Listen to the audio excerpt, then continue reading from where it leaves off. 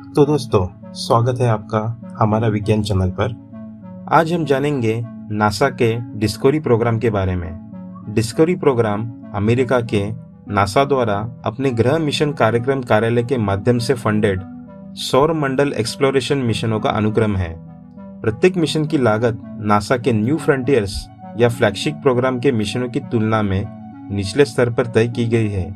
परिणाम स्वरूप discovery mission किसी सामान्य उद्देश्य की पूर्ति के बजाय किसी विशिष्ट वैज्ञानिक लक्ष्य पर अधिक केंद्रित होते हैं। डिस्कवरी प्रोग्राम की स्थापना 1990 के तत्कालीन नासा प्रशासक डैनियल एस गोल्डिन की तेज, बेहतर और सस्ता ग्रह विज्ञान मिशन की नीति को लागू करने के लिए तय की गई है। पहला, 17 फरवरी 1996 को लॉन्च किया गया नियर अर्थ एस्ट्रॉयड रेंडेवू शूमेकर, जो यूजिन शूमेकर के नाम पर रखा गया है। यह किसी एस्ट्रॉयड की कक्षा में जाने और उस पर उतरने वाली पहली मानव निर्मित वस्तु थी। लॉन्च के बाद लगभग एक साल तक कक्षीय अवलोकन के बाद अंतरिक्षयान 12 फरवरी 2001 को 433 एरोस एस्ट्रॉयड पर उतरा और सॉफ्ट लैंडिंग करने के बाद सफलतापूर्वक कार्य करना जारी रखा। यह किसी एस्ट्रॉयड पर सॉफ्ट लैंडिंग करने वाला पहला प्रोब बन गया है।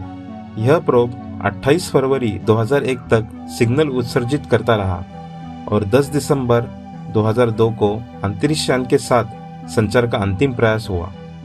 दूसरा, 4 दिसंबर 1996 को लॉन्च किया गया मार्स पाथ फाइंडर एक लैंडर और रोवर था जिसे मंगल ग्रह की भूविज्ञान और जलवायु का अध्ययन करने के साथ साथ किसी अन्य ग्रह पर रोवर तकनीक का प्रदर्शन करने के लिए डिजाइन किया गया था।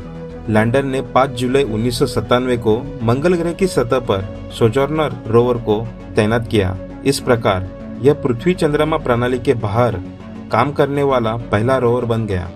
अंतिम सिग्नल 27 सितंबर 1997 को भेजा गया था। मिशन 10 मार्च 1998 को समाप्त कर दिया गया। तीसरा, 7 जनवरी 1998 को लॉन्च किया गया लूनर प्रोस्पेक्टर एक चंद्र ऑर्बिटर था जो ध्रुवीय बर्फ सहित चंद्र खनिज विज्ञान को चिन्हित करता था और चुंबकीय और गुरुत्वाकर्षण क्षेत्रों को मापता था और चंद्र आउटगैसिंग घटनाओं का अध्ययन करता था।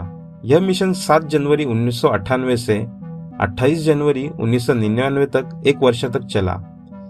31 जुलाई 1999 को यह जल बाष्प के गुब्बार उत्पन्न करने के प्रयास में जानबूझकर चंद्र की दक्षिणी ध्रुव के पास शूमेकर क्रेटर से टकराया, जिसे पृथ्वी से देखा जा सकता था। चौथा, 7 फरवरी 1999 को लॉन्च किया गया स्टारडस्ट पृथ्वी पर अध्ययन के लिए धूमकेतु 81P वाइल्ड के केंद्रक के अंतरतारकीय धूल और धूल के कणों को इकट्ठा करने का एक मिशन था।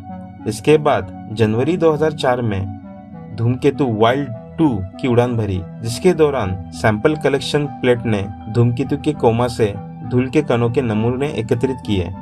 बाद में यह अपने सैंपल रिटर्न कैप्सूल से अलग हो गया, जो 15 जनवरी 2006 को पृथ्वी पर लौट आया। यह sample capsule national air and space museum में प्रदर्शित है। इस बीच अंतरिक्षयान ने पुनः प्रवेश टाल दिया और डीप इम्पैक्ट द्वारा छोड़े गए क्रेटर का निरीक्षण करने के लिए स्टारडस्ट नेक्स्ट एक्सटेंशन के हिस्से के रूप में टेम्पल 1 धूमकेतु के फ्लाईबाय के लिए डाइवर्ट किया गया था। 21 मार्च 2011 को स्टारडस्ट ने अपने बचे हुए ईंधन को खत्म करते हुए मिशन समाप्त किया। पांचवा, 8 अगस्त 2001 को लॉन्च किया गया जेनेसिस पृथ्वी पर विश्लेषण के लिए सोलर विंड चार्ज पार्टिकल्स को इकट्ठा करने का एक मिशन था। 16 नवंबर 2001 को L1 कक्षा में पहुंचने के बाद इसने 2001 और 2004 के बीच 850 दिनों तक सोलर विंड एकत्रित किए और 22 अप्रैल 2004 को पृथ्वी पर अपनी वापसी शुरू की।